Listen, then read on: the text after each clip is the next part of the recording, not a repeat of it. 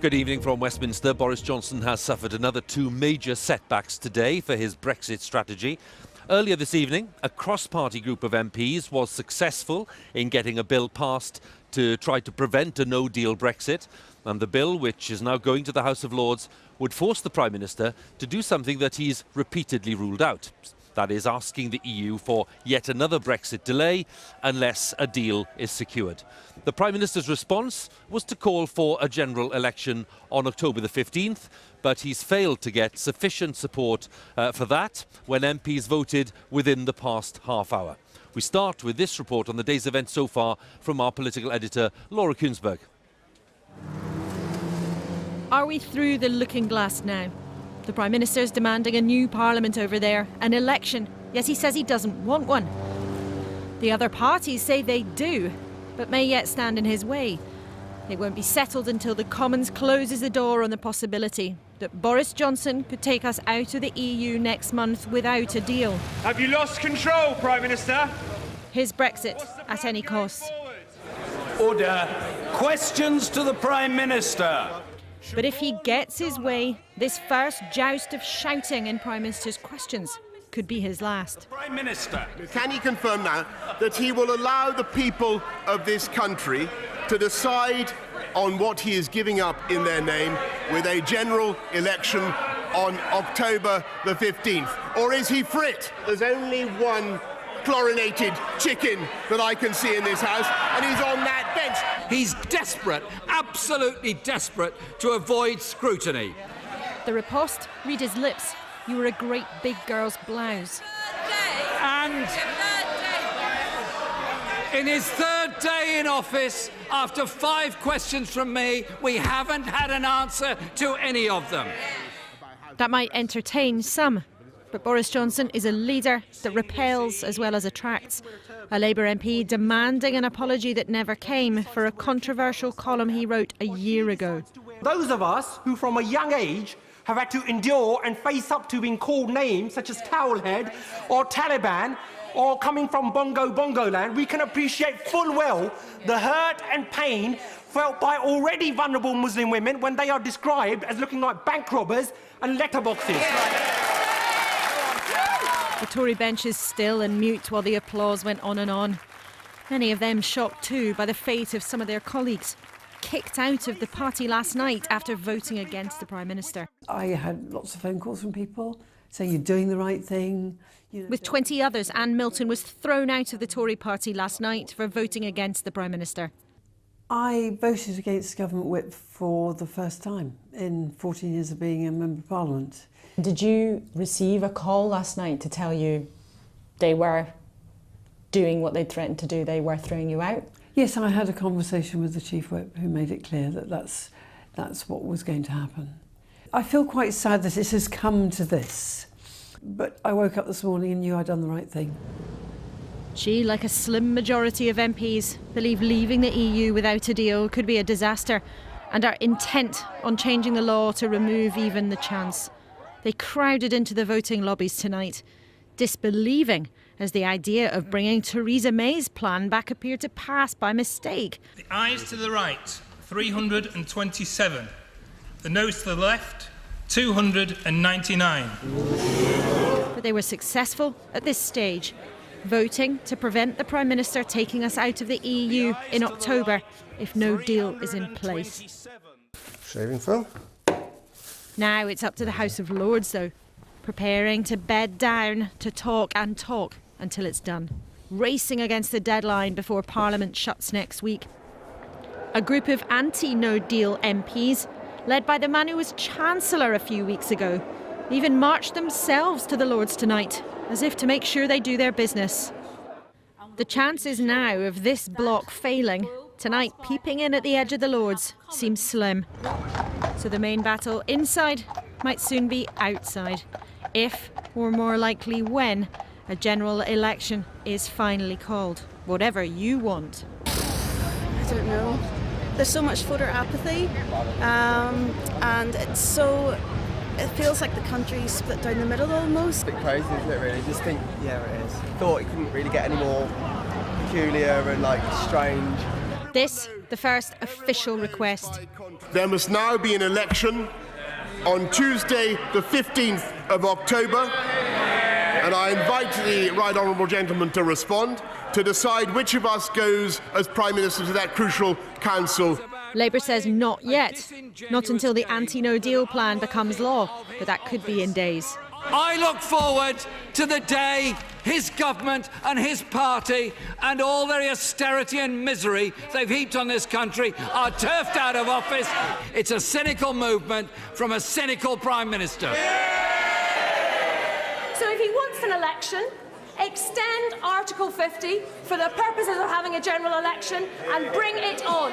Once a no deal has been blocked, MPs across this House on the opposition benches should come together to bring down this government. This Parliament is crumbling in front of us, but not ready to choose to end itself yet. I do think the Prime Minister, with the greatest respect, has a tremendous skill in keeping a straight face whilst he's being so disingenuous. If the right honourable gentleman who leads the Labour Party right now genuinely believes in democracy, put up or shut up. When it came, the decision was against number 10. Labour abstained. The ayes to the right, 298. The noes to the left, 56. Confident in the bunker, it's not no for good. It's a no, not yet. Well, here at outside Houses of Parliament, Laura's with me. Yes, the hint at the end of there, Laura, was that that's not the end of the story on elections. It's certainly not the end of the story on the elections at all, for several reasons. Number one, Boris Johnson is absolutely intent of finding his way out of this dead end by going to the country. Number two, the opposition parties are not saying we will never countenance a general election sometime soon. They're saying not until the anti-no deal law is on the statute book. And at that point, it could very well be game on. Although we should say there are doubts, particularly on the Labour backbenches, about the wisdom of having an election before Brexit Day. But Jeremy Corbyn reaffirmed the official party line, which is when the legislation becomes law, at that point they will back an election.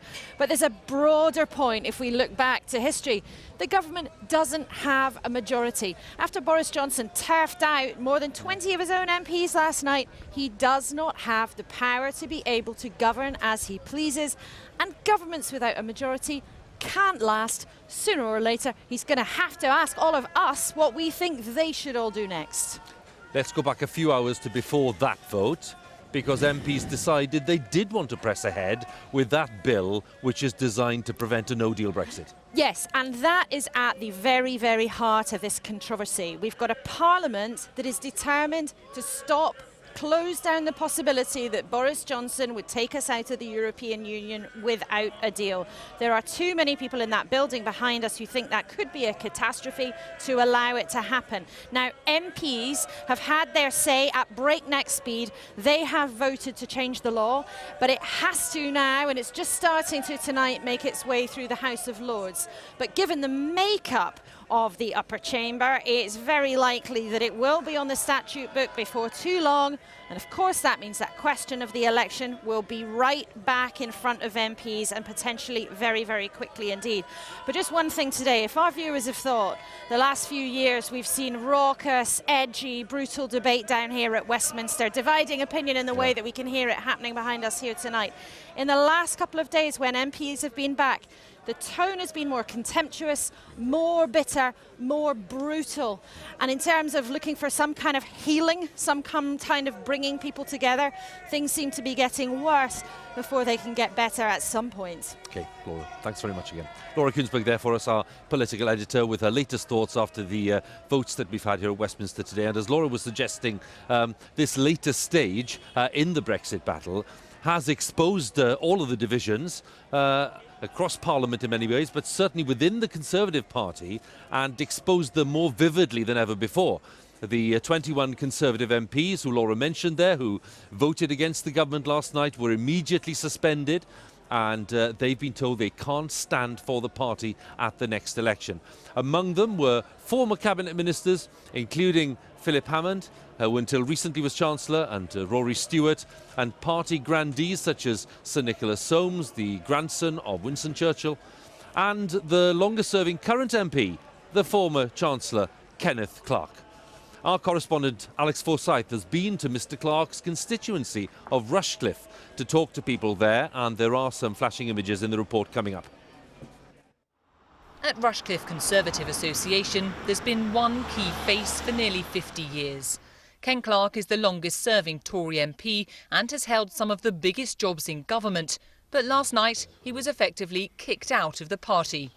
The chairman of the local branch thinks it was the right move because, like 20 other Tory MPs, he voted to stop a no-deal Brexit.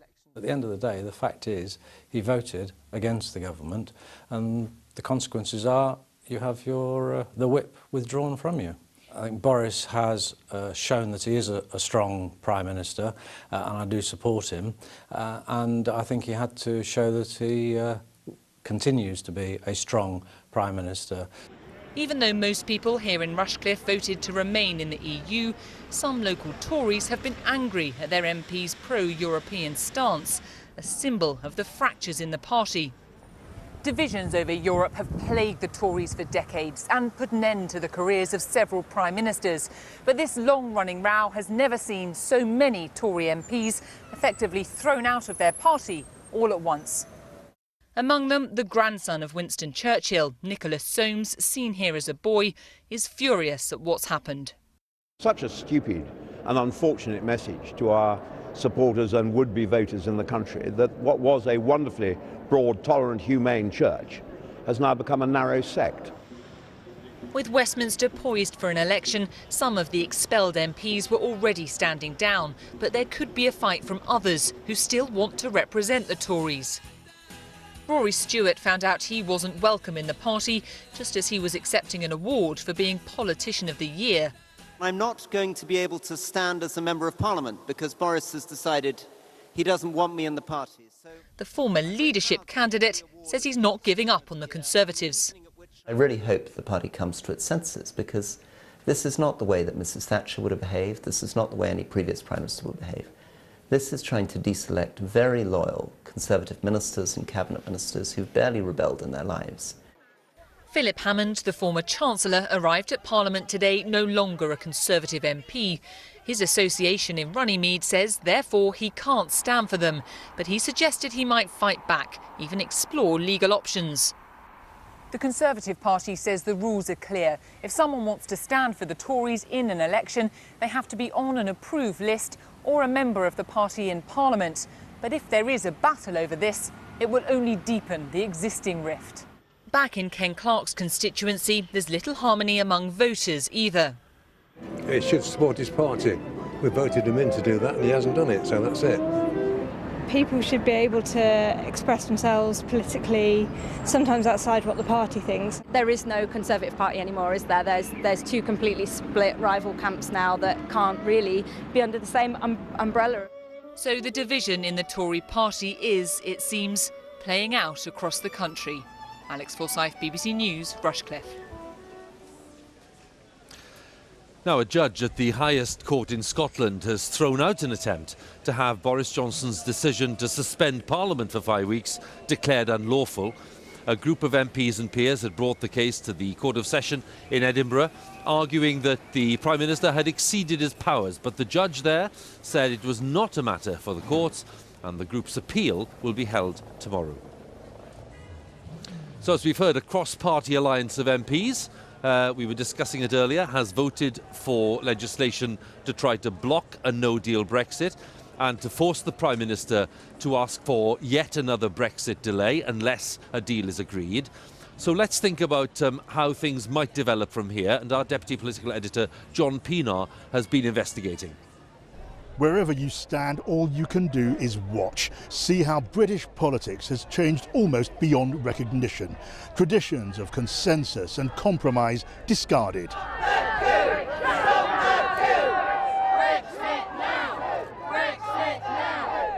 In there, the argument has become as angry and bitter as it is out here. Yesterday, Boris Johnson lost the first round. Even some Tory critics say he overplayed his hand, treated the rebels too harshly. He's on the losing side again today, but now Boris Johnson has set his sights on an early election, and this deadly serious game is on. Point of order, Mr Nicholas. MPs are ploughing in a single day through the bill to block no deal and delay Brexit. More than enough of them to beat the government. Labour, SNP and Plaid, Lib Dems and the Tory outcasts. Many different aims but a single plan. Stop a no-deal Brexit. So what does the Rebel Alliance want? Well, to outlaw no deal, obviously, and opposition leaders want an election after that mission's accomplished. Meanwhile, in meetings, on social media, in the tea rooms and among the statues, some outcast Tories and Labour MPs want a Brexit deal. Others want a referendum. Labour's promising one after the election, maybe on a new deal if there is one. Otherwise, a choice between no deal and remain. And that's what the Lib Dem wants. They say, though, stop Brexit. And so does the SNP, who believe this crisis could be taking us closer to an independent Scotland, the end of the Union. Now, down there, perhaps the most genteel debating chamber in the democratic world, well, things are about to turn ugly. This country has high standards. The Lords must pass the Rebel Bill too. In debates about debates. Opposing sides doing all they can to support or resist the attempt to rule out a no-deal Brexit and bind the Prime Minister's hands by law. Signs are it'll be as passionate, maybe as bad-tempered as the upper house ever gets. What then? What's the Prime Minister's plan?